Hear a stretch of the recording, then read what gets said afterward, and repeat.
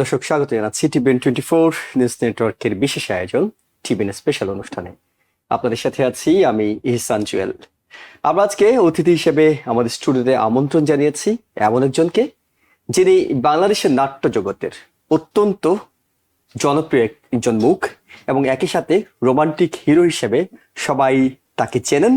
তার অভিনয়ে, তার প্রতিভায় আমরা নানা সময় মুগ্ধ হয়েছি। কখনো তিনি বড় ছেলে হিসেবে অনেককে কাঁদিয়েছেন, আবার কখনো রোমান্টিক চরিত্রে নিজেকে বিকশিত করেছেন, মানুষের হৃদয় জয় করেছেন। কিন্তু আজকে আমরা তাকে যেই কারণে ঠিক স্টুডিওতে এনেছি সেটি ভিন্ন একটি চরিত্রে তিনি আবির্ভূত হচ্ছেন। তিনি নায়ক, কিন্তু নিউ ইয়র্কের মানুষ তাকে চিনবে গায়ক হিসেবে। আমরা আপনাদের সাথে পরিচয় করে দিয়েছি জিয়াউল ফারুক অপূর্ব, যাকে আপনারা এক নামে হয়তো অপূর্ব হিসেবে চেনেন। বাংলাদেশের নাট্য জগতের অত্যন্ত পরিচিত মুখ জিয়াউল ফারুক অপূর্ব, আপনাকে স্বাগত জানাচ্ছি। Thank you so much Jewel ভাই, কেমন আছেন আপনি? আমরা ভালো আছি। আপনার এই ব্যস্ততম সময় নিউ ইয়র্কের এবং সামনে একটা বড় আয়োজন, সেই সময়ে আপনি স্টুডিওতে এসেছেন, আপনাকে অনেক ধন্যবাদ জানাচ্ছি। আমরা আপনাকে জানাই অশেষ ধন্যবাদ যে আমাকে এই স্টুডিওতে ইনভাইট করার জন্য। যে বড় আয়োজনটি সেটি নিয়ে আমরা দেখছি বাংলাদেশের মিডিয়ার বেশ মাতামাতি, মিডিয়াতে প্রচুর নিউজ হচ্ছে। আমি হেডলাইন গুলো একটু একটু করে পড়ছি। আমাদের গান গাইবেন অপূর্ব, টিকিটের দাম 37,000 টাকা। আচ্ছা, প্রথম আলো তারা বলছে গাইবেন অপূর্ব, 37,000 টাকা টিকিটের দাম। আচ্ছা, গায়ক হিসেবে কালের কণ্ঠ গায়ক হিসেবে মঞ্চে উঠছেন অপূর্ব, টিকিটের দাম 37,000 টাকা। যাই হোক, টাকার অঙ্কটা সেখানে আছে, কিন্তু আমরা আগে আয়োজনটা জানি। সেটি হলো, কি করছেন আপনি, গাইছেন কোথায়, কখন, প্রোগ্রামটা কি, এটা একটু দর্শকদেরকে শুরুতে আমরা জানিয়ে দিতে চাই। আচ্ছা, সবাইকে আসসালামু আলাইকুম। নিউ ইয়র্কে যারা টেলিভিশন সেটের সামনে অথবা ফোনে অথবা যেভাবেই দেখছেন তাদের সবাইকে আমি আমার অশেষ কৃতজ্ঞতা জানাই এবং সবাই ভালো আছেন, সুস্থ আছেন আশা করি। আর বিষয়টা যেটা হচ্ছে যে এটা একটা সলো মিউজিক্যাল একটা ইভেন্ট আসলে অর্গানাইজ করা হয়েছে। তো অভিনয় তো সবাই দেখেছেন এবং আমার অভিনয়ের সাথে আসলে গানটা ওতপ্রোতভাবে জড়িত শুরু থেকেই। ইনফ্যাক্ট অভিনয়ের আগে থেকেই গানের সাথে যুক্ত ছিলাম এবং শুধু আমি না, আমার পরিবারের অনেকেই গানের সাথে যুক্ত ছিলেন। আমার মা রাজশাহী রেডিওর উনি একজন এনলিস্টেড শিল্পী ছিলেন, উনি গান করতেন। তো ছোটবেলা থেকেই গানের চর্চাটা আমাদের বাড়িতে অনেক হতো আর কি। তো সেখান থেকেই এক ধরনের একটা গান নিয়ে হালকা হলেও একটু আত্মবিশ্বাস কাজ করতো। তো অভিনয় যখন করতে এসছিলাম তখন আসলে এই গানটা আমাকে অনেক সাপোর্ট দিয়েছিল, কারণ অভিনয়ের সাথে আমরা কিন্তু দেখি যে যখন কোনো সিনেমা দেখি বা নাটক দেখি, আমরা কিন্তু পেছনে একটা ব্যাকগ্রাউন্ড, একটা মিউজিক একটা মানে বাজতে থাকে, একটা প্লে হতে থাকে। তো তখন আমরা অ্যাক্টিং এর সময় অনেক সময় একটা সাইলেন্ট মোমেন্ট ক্রিয়েট করি, প্রত্যেকটা কিন্তু তাল আর লয়ের ব্যাপার থাকে। তো এই গানটা আমাকে হেল্প করেছিল আর কি অনেক অনেক অনেক ক্যারেক্টার প্লে করার জন্য। এবং আপনি তখন বলছিলেন যে কখনো বড় ছেলে, কখনো রোমান্টিক চরিত্র অভিনয় করছে। আমি গায়ক চরিত্র অনেক অভিনয় করেছি। তো আমার বেশ কিছু করা গানও ছিল, অনেক টাইটেল সং ছিল, অনেক স্টেজ শোতে আমি পারফর্ম করেছি অনেক শিল্পীদের সাথে। বাট এই প্রথম আসলে সোলো একটা মিউজিক্যাল ইভেন্ট। তো এটার উৎসাহটা আসলে এসছে অডিয়েন্সের কাছ থেকেই। তো অডিয়েন্সের কাছ থেকে উৎসাহটা পেয়েই মনে হয়েছে যে ঠিক আছে, লেটস ট্রাই। এটা কমপ্লিটলি ডিপেন্ড করছে আসলে এটার সাকসেসফুল হবে কি হবে না, এটা ডিপেন্ড করছে আসলে শো এর পরে আমি আসলে কিভাবে শোটা শেষ করছি। এবং এটা তো আসলে একটা চমক, আমি তো আসলে সেই চমকটা আসলে অন স্টেজ দেখানোর চেষ্টা করব। আমি আগে থেকে জন্য অনেক কিছু বলতে পারছি না, আমার খুব ইচ্ছে করছে যে আমি দর্শকদের সাথে সেটা শেয়ার করি, কিন্তু ওটা যেহেতু চমকটা ধরে রাখার জন্য একটু, এবং চমকটা হচ্ছে নিউ ইয়র্কে, মানে আমরা যেখানে বাস করছি সেখানেই প্রথমবারের মতো আমাদের নায়ক অপূর্ব, গায়ক অপূর্বের চরিত্রে তিনি পুরো সোলো একটা অনুষ্ঠান করবেন, মানে পুরো অনুষ্ঠান জুড়ে তার গান থাকবে। সেটি হচ্ছে আগামী 8ই আগস্ট জামাইকা পারফর্মিং আর্ট সেন্টারে রাত 8টায় শুরু হচ্ছে আর কি, এবং 8:30 শুরু করছে জামাইকা পারফর্মিং আর্ট সেন্টার, যেটি আমাদের খুবই পরিচিত, যেখানে প্রতি বছর বইমেলা হয়, নানা সাংস্কৃতিক আয়োজন হয়। সেই পরিচিত জায়গাটিতে অপূর্ব একটি লাইভ কনসার্ট করবেন, অর্থাৎ সঙ্গীত সন্ধ্যা আমরা বলতে পারি, সেটি রাত 8টায় শুরু হয়ে যাচ্ছে। কেন আচ্ছা, আমরা সেই মাঝখানে একটা কথা বলি। আপনি যে নিউজের হেডলাইন গুলো বললেন যে অপূর্ব গাইবেন, টিকিটের দাম 37,000 টাকা। তো একটা মজার গল্প আপনার মাধ্যমে সবার সাথে একটু শেয়ার করি। আমাদের বাংলাদেশের উত্তরবঙ্গে একটা খুব মজার একটা মেনু আছে। সেই মেনুটা হচ্ছে রসুন দিয়ে মাংস। অনেক আমি জানি না আপনি শুনেছেন কিনা কখনো, যে অনেক রসুন দিয়ে ওই মাংসটা রান্না করা হয়। তো আমি ভাবলাম যে ঠিক আছে, বন্ধু বান্ধব খাবে। তো আমি তখন গেলাম একটু কেনাকাটা করতে। তো রসুন দিয়ে মাংস, প্রচুর রসুন লাগে। তো আমি তো রসুন নিয়েছি, আমি আসলে প্রাইস ট্যাগ আসলে দেখিনি। তো যখন বিলটা পে করতে যাবো, দেখি যে একটু অস্বাভাবিক লাগছে আর কি বিলটা দেখতে। তো মনে হলো যে খুবই টুকিটাকি বাজার, তো এটাতে বিলটা একটু বেশি লাগছে চোখে। কেন আসছে আসলে বিলটা? তখন দেখি যে বেশ বড় একটা অঙ্ক, মানে একটা অ্যামাউন্ট রসুনের পাশে লেখা। তখন যখন দেখলাম যে রসুন, এক একটা রসুন যদি আমি বাংলাদেশি টাকায় কনভার্ট করি, তাহলে 100 টাকার উপরে ছোট ছোট প্যাকেট, এরকম তিনটে করে প্যাকেট করা ছিল। তো দেখলাম যে আসলে 100 টাকার উপরে এক একটা রসুন। তো তখন বুঝলাম যে নিউ ইয়র্ক আসলে অনেক এক্সপেন্সিভ একটা শহর। আপনারা যারা এখানে যেসব প্রবাসীরা আছেন, এবং আপনারা এটাতে ইউজ টু আসলে, তো এটাকে যখন টাকার কনভার্ট করে যখনই বলা হয়, তখন আসলে অনেক লাগে। তো এটা বাংলাদেশে হলে আসলে এই কিন্তু আমরা নিউজটা এখানে, আসলে হতো না, বাট এটার জন্য লাগছে আমরা এখানে শুনতে। মানে টাকায় কনভার্ট করি না, হ্যাঁ, আবার ডলারটা ডলারেই রাখি। ডলারেই রাখেন। আর বাংলাদেশে হয়তো সেটাই। তাদের যারা পাঠক আছেন, অডিয়েন্স আছেন, তারা টাকায় বললে সহজে বুঝতে পারেন, কিংবা এটা একটা চমকের জন্যই হয়তো তারা বলছেন যে হ্যাঁ। ও অপূর্ব গাইছেন 37,000 টাকা এটা খরচ একটা করে এটা দর্শকরা একটা দেখতে আমার যাবেন। মনে হয় এটা একটা মানে হুকিং পয়েন্ট, মানে Okay. একটু হ্যাঁ, অ্যাট্রাক্ট করার জন্য, audience-কে ক্লিক বেট attract বা করার জন্য কানেক্ট এটি করার জন্য হয়েছে। হয়তো জি। আমার সাংবাদিক ভাইরা করছেন।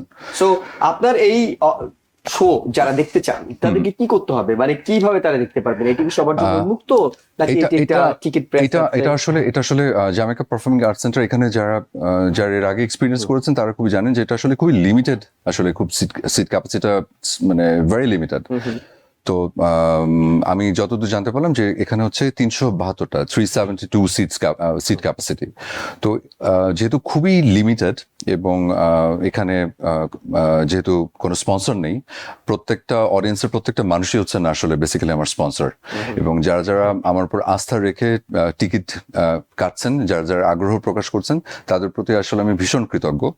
এবং এই শোটার স্পেশালিটি হচ্ছে, এটা চাইলে আসলে বড় করে করা যেত, একটা বড় কোনো একটা, এটা আসলে স্টেডিয়াম একটা ম্যাস কনসার্ট না, এটা খুবই লিমিটেড কিছু গেস্টদেরকে নিয়ে একটা খুবই ক্লোজ টু মাই হার্ট একটা মিউজিক্যাল এক্সপিরিয়েন্স আমি তাদেরকে প্রেজেন্ট করতে চাই। এবং আরেকটা সুন্দর একটা সন্ধ্যা আমি তাদের সাথে আসলে কাটাতে চাই। এবং যেহেতু বুঝতেই পারছেন, বাংলাদেশের মানুষ, আমরা জানেন যে আমাদের কোন একটা নর্মাল একটা বাড়িতে অনুষ্ঠান হলে আসলে আমরা প্রচুর মানুষজন নিয়ে আমরা আসলে সেই অনুষ্ঠানগুলো করি। সেই তুলনায় আসলে 372 জন আসলে খুবই কম, কিন্তু এটার যে কোয়ালিটিটা এনশিওর করার চেষ্টা করছি, হয়তো এটার জন্য একটু মানুষের কাছে একটু বেশি লাগছে। ওকে, মানে একটা টিকিট মূল্য দিয়েই সবাই এই শোটা দেখতে পাবেন, এই শোটা দেখতে চান দেখছেন আর কি। সেক্ষেত্রে আপনার প্রচুর ফ্যান আছে আমরা জানি, বিশেষ করে নারী ভক্ত তো আছেই, হিরোদের থাকে, সাথে তরুণরা আছেন, এবং মধ্যবয়স্ক যারা, বিশেষ করে পারিবারিক যে চরিত্রগুলোতে আপনি অভিনয় করেন, বড় ছেলের কথা আমরা শুরুতে বলছিলাম, সেখানে আমাদের মা খালা এই বয়সীরাও কিন্তু আপনার অনেক ফ্যান আছে। জি। তো আপনাকে যখন তারা জানছেন যে অপূর্ব গাইবেন, তাকে দেখার সুযোগ পাবো, তার গান শোনার সুযোগ পাবো, হয়তো একটা সেলফি, একটা কথা বলার সুযোগও হবে, যেহেতু খুব অল্প সেটাই মানুষ। বলছি যে খুবই মানে ক্লোজ টু মাই হার্ট, এবং খুবই ইন্টিমেট, আনকম্প্রোমাইজড একটা মিউজিক্যাল একটা এক্সপিরিয়েন্স দেওয়ার চেষ্টা করবো আমি আমার অডিয়েন্সকে। তো সেই জায়গায় কেমন সাড়া পাচ্ছেন? এই যে আপনার ফ্যান বেস বললাম, তারা কি বলছেন? ভীষণ সাড়া পাচ্ছি। মানে সাড়াটা আসলে, মানে আমি একটা পোস্ট করেছিলাম আমার ফেসবুকে যে আসলে অডিয়েন্সের উৎসাহতেই যদিও স্টেপটা নেওয়া, তারপরে এটা তো আসলে একদম প্রথম, মানে সলো, এর আগে স্টেজ পারফরমেন্স করেছি আসলে আমার সাথে আর অনেক শিল্পী ছিলেন, কিন্তু সোলো মিউজিক্যাল একটা প্রোগ্রাম অর্গানাইজ করা হয়েছে, এইটার তো এক্সপিরিয়েন্স তো আসলে নতুন, এবং আমার কি বলবো যে আমার আসলে এটা নিয়ে আসলে একটু উদ্বিগ্ন হচ্ছিলাম আমি, কিন্তু প্রথম 2 দিনের সাড়া দেখে আমি আসলে আমার আত্মবিশ্বাসটা আসলে অনেক বেড়ে গেছে, এবং আমার কাছে মনে হচ্ছে যে এটা একটা চ্যালেঞ্জ, আমি চ্যালেঞ্জটা আমাকে পার করতে হবে, এবং আমি এবার একদম ডিটারমাইন যে আমি খুব ভালো একটা এক্সপিরিয়েন্স আমি দিবই। ওকে, দ্যাটস ইট। আমরাও সেটি আশা করছি। কিন্তু মানে এটি দর্শকরা যেমন তাদের জন্য একটি নতুন বিষয়, আপনার পুরো একক সঙ্গীত সন্ধ্যা, জি। একই সঙ্গে আপনার জন্য নতুন, আপনি বাংলাদেশও একক সঙ্গীত সন্ধ্যা করেননি। না, একক নিউ ইয়র্কের দর্শকরা সেই অর্থে সৌভাগ্যবান যে তারা ফার্স্ট টাইম আপনাকে নিউ ইয়র্ক পাচ্ছে। দিয়ে সোলো পারফরমেন্সটা শুরু। মানে শুরু, এবং এটা জানি না যে আসলে এরপরে আর কখনো হবে কিনা, মানে কারণ এটার না প্রচন্ড একটা টেনশন আছে কিন্তু জুয়েল ভাই, মানে বিষয়টা হচ্ছে যে ফার্স্ট যে কোনো কিছুর একটা টেনশন থাকে, এটা সাকসেসের উপরে ডিপেন্ড করছে আসলে। আমি যদি ফেল করি কোনো কারণে, এনি রিজনে, যে কোনো কিছুই হতে পারে, তো ফেল করলে আমি হয়তো এই দুঃসাহসটা আর নেক্সট টাইম হয়তো করব না, কিন্তু যদি দর্শকদের উৎসাহটাই তো আমাদের আসলে অনুপ্রাণিত করে, তো সেটা যদি পাই তাহলে হয়তো দ্বিতীয়বার সাহস করব, বাট খুব শর্টলি না, কারণ আমি একটা জায়গায় যখন আমি সবসময় এটা আমার পার্সোনাল একটা বলতে পারেন, চয়েস বলতে পারেন, আমি একবার কোনো একটা জায়গায় যদি একটা কিছু করি, আমি আবার বেশ কিছু দিনের জন্য ওখানে মিসিং থাকি, মানে যাতে খুব বেশি অ্যাভেলেবল না লাগে। আপনার ভক্তরা নিঃসন্দেহে আপনাকে হতাশ করবেন না যে আপনি দ্বিতীয়বার করবেন না, এখন পর্যন্ত করেনি, এবং আমার টেনশনটা হচ্ছে ওটাই যে আমি না তাদেরকে হতাশ করে ফেলি, তো এটা যাতে না করি সেটার জন্যই মানে প্র্যাকটিস চলছে আর কি রেগুলার। এই যে আজকে আপনার ইন্টারভিউটা শেষ করি আবার প্র্যাকটিসে ঢুকবো, অনেক ব্রেন স্টর্মিং চলছে, এটা শুধু গান না, আরো অনেক কিছু আমি আবার বলে ফেললে ঝামেলা, বাট বলতে চাচ্ছি না, বাট আরো অনেক কিছু, মানে গানের সাথে আরো হয়তো অনেক কথামালা, অনেক কিছু মিউজিক্যাল জার্নি, মানে দর্শকরা আগে দেখুক, অডিয়েন্সরা আগে আসুক। নিঃসন্দেহে আমরা অনেক অভিনেতাদের কথা জানি যারা চমৎকার গান করেন, বাবু, মুশাররফ করিম, চঞ্চল চৌধুরী, আমরা মেহের আফরোজ শাওন থেকে শুরু করে অনেককে আমরা দেখি যারা গান করেন, ভালোই গান করেন। আবার কাউকে দেখি হঠাৎ করে হয়তো আপনাদের অভিনেত্রীদের কেউ একজন হয়তো একটা মিউজিক ভিডিও বানিয়ে ফেললেন, হ্যাঁ বেশ ভিউ। এটার অপোজিটটাও আছে, ওটা মিস করে যাচ্ছেন, অনেক গায়কও আছেন যারা অভিনয়ও করেন। তাহসান তো আসলে নায়ক এবং গায়ক হিসেবে একদম ওয়েল স্টাবলিশড, এরকম আরো অনেকে আছেন যারা গান করেন, মানে কি বলবো যে গানের জগতেই তাদের পরিচিতি, কিন্তু এক্সক্লুসিভলি তারা নাটকে, সিনেমায় অভিনয় করেছেন, এরকম অনেক উদাহরণ আছে। প্রীতম আছে করেছেন, খুব ভালো করে। এই একটা জায়গায় আপনাকে আত্মবিশ্বাসটা, তারা কেউই সোলো মিউজিক অনুষ্ঠান করেননি, মানে আপনাকে বাড়তি কোন বিষয়টা আত্মবিশ্বাস যোগালো যে আমার ভক্তরা আমার একটা অনুষ্ঠান দেখার জন্য, গান শোনার জন্য সবাই দল বেঁধে চলে আসেন? আচ্ছা, এটার আত্মবিশ্বাসটা হচ্ছে আমার যাদের কথা বলছেন, যাদের জন্য আমি, আমার দর্শক এবং আমার অডিয়েন্স,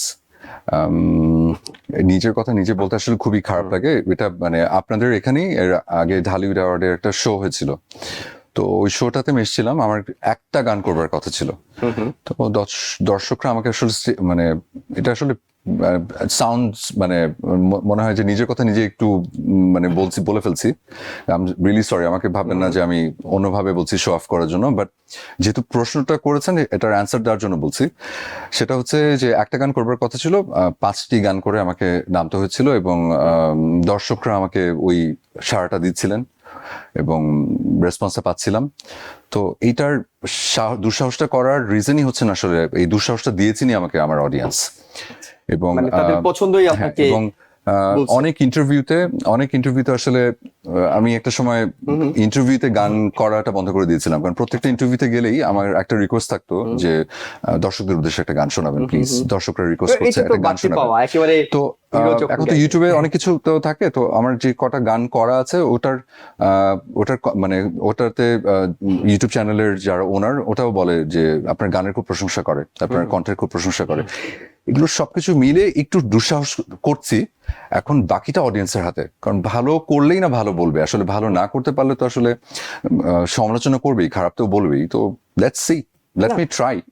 এখন পর্যন্ত যেটুকু সারা কিংবা আমাদের কাছে যে ধরনের তথ্য আছে সেটি হলো যে মানুষের ব্যাপক আগ্রহ আমরা দেখতে পাচ্ছি এই শোটিকে ঘিরে, এবং তারা মনে করছেন যে ও আমরা তো টেলিভিশনে সবসময় দেখি ক্যামেরার সামনে, এবার সরাসরি দেখার সুযোগ আসছে, স্টেজে দেখবো এবং গান শুনবো, ওয়াই নট, মানে এরকম একটা আয়োজন পেলে কেনা যেতে শুধু চায়। গান না, মানে গল্প, আড্ডা, গান, আমার কিছু স্টোরিজ, সবকিছু মিলিয়ে ইট উইল বি মানে আনফরগেটেবল একটা ইভিনিং।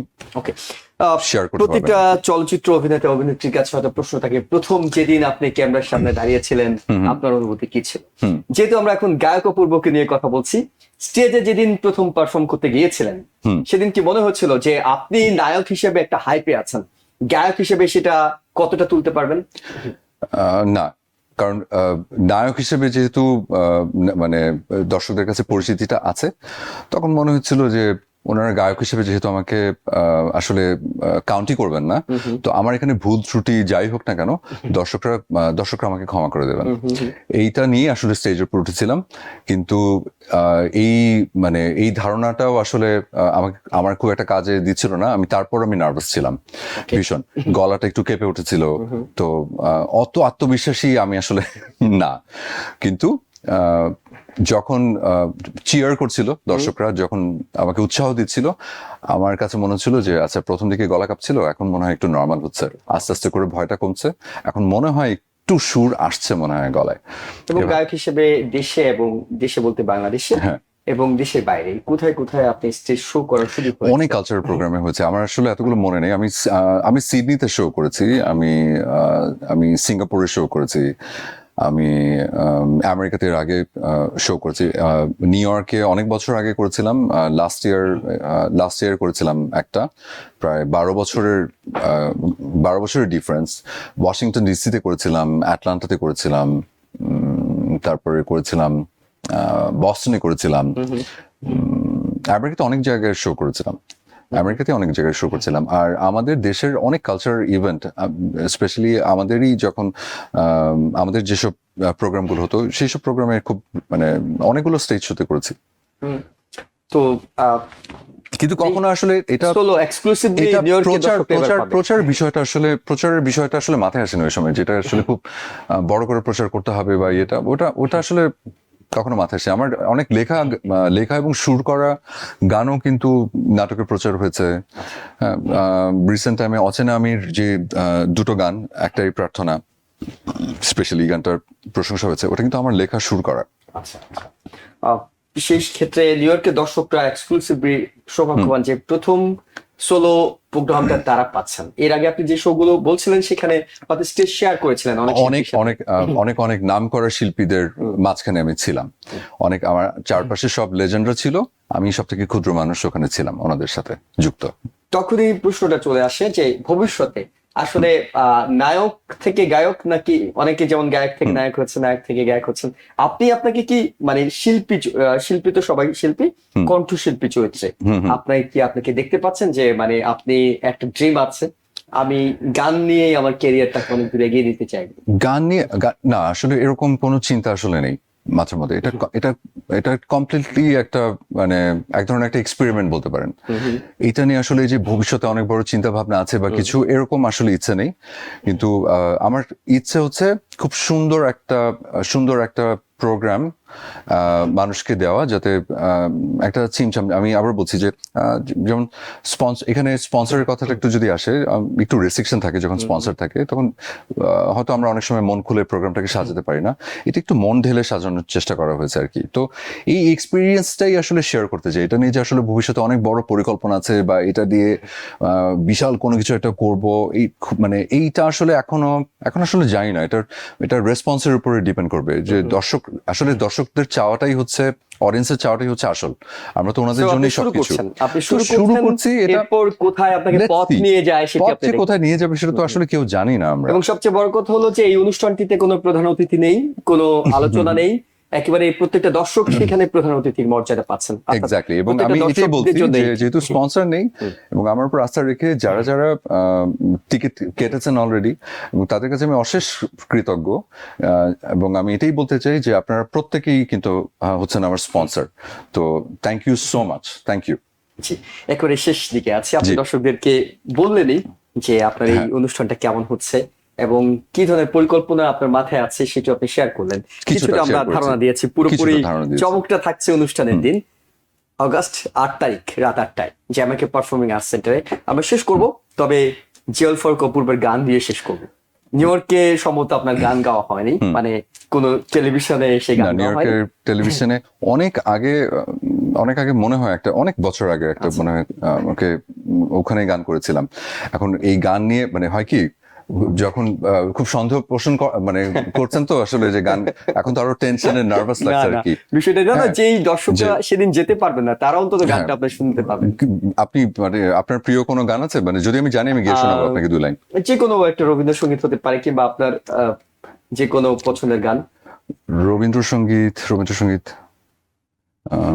আচ্ছা চেষ্টা করি। আচ্ছা, এই গানটা হুমায়ুন আহমেদের কবি নাটকে একটা সিকোয়েন্স আমাকে করতে হয়েছিল। তো ওই গানটার কথাই হঠাৎ করে মনে হলো রবীন্দ্রসঙ্গীত শোনার পরে। মানে রবীন্দ্রসঙ্গীত শুনবেন নাকি অন্য কিছু? না, যে কোনো ওপেন, আচ্ছা মানে আপনার পছন্দের গান শুনতে চাই আমরা। আচ্ছা, রবীন্দ্রসঙ্গীত শোনাই যেহেতু শুনতে চাচ্ছেন, চেষ্টা করি। এবং এগেইন ভুল ত্রুটি হলে ক্ষমা করে দেবেন।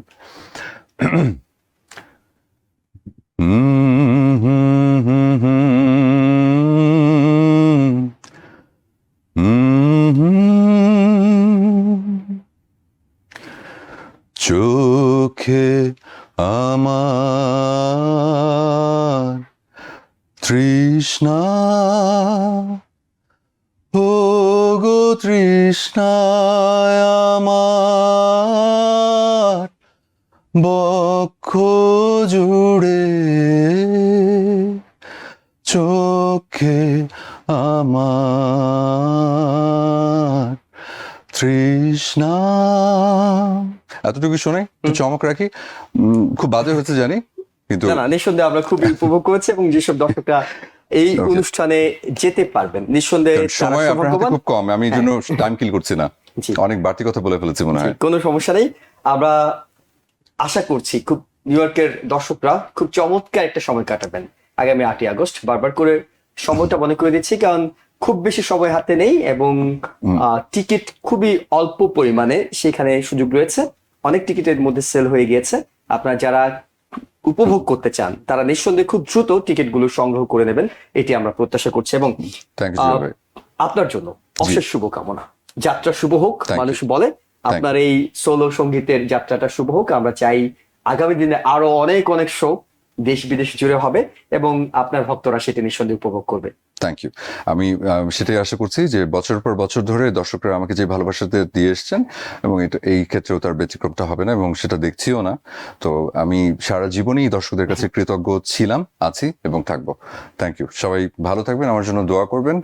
আর সেদিন যারা যারা উপস্থিত থাকতে, মানে আসলে যারা পছন্দ করেন না তারা তো আসবেন না, যারা পছন্দ করেন তারা উপস্থিত থাকবেন বলে আশা করছি। আপনাদের সবার সাথে দেখা হবে 8 তারিখে। জি, অনেক ধন্যবাদ আপনাকে। দর্শক, এই ছিল আমাদের টিভিএন স্পেশালের আজকের আয়োজন। আমাদের সঙ্গে থাকার জন্য অসংখ্য ধন্যবাদ। ভালো থাকবেন। টিভিএন 24 টেলিভিশন দেখতে আজই কল করুন 7187776556। লগ ইন করুন www.totalcablebd.com। নিউ ইয়র্ক থেকে সম্প্রচারিত টিভিএন 24 টেলিভিশন বিশ্বজুড়ে বাঙালির কণ্ঠস্বর।